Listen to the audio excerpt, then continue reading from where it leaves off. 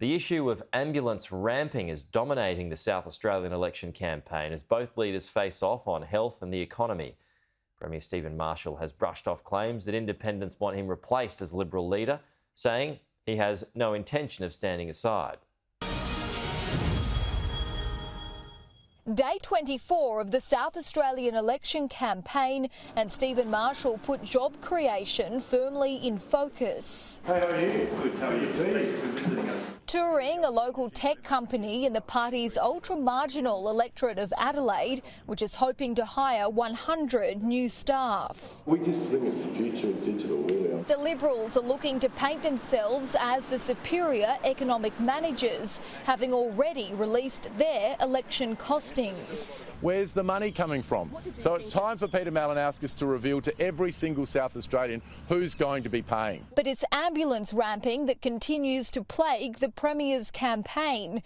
2 more people have died while waiting more than 40 minutes for an ambulance, one aged in their 20s.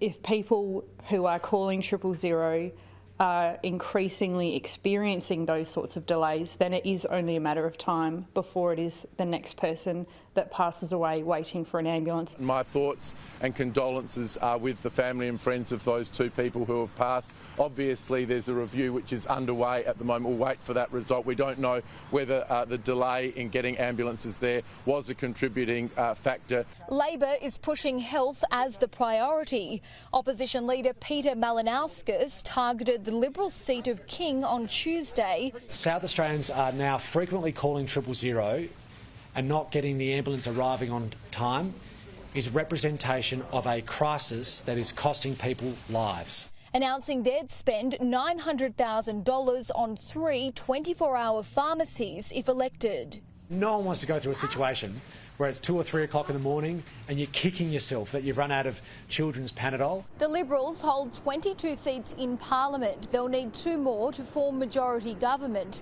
The support of independents could prove crucial, but there are reports some crossbenchers want Stephen Marshall replaced as Liberal leader. This chaos has got to end. It's got to stop. We have a line in the sand moment now, and South Australians get to choose what path do we want to go down. Anyone who votes for an independent who refuses to indicate their preference, of course, will be an unreliable vote for that person.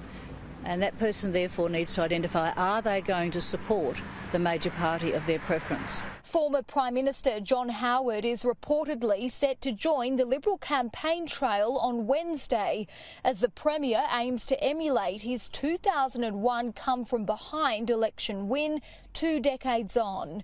Julia Bradley, Sky News, Adelaide. And tune in this afternoon for the final debate of the South Australian election campaign. Stephen Marshall and Peter Malinauskas will take questions from undecided voters at the Sky News People's Forum live from 4:30 South Australian time. That'll be 5 Eastern Daylight right here on Sky.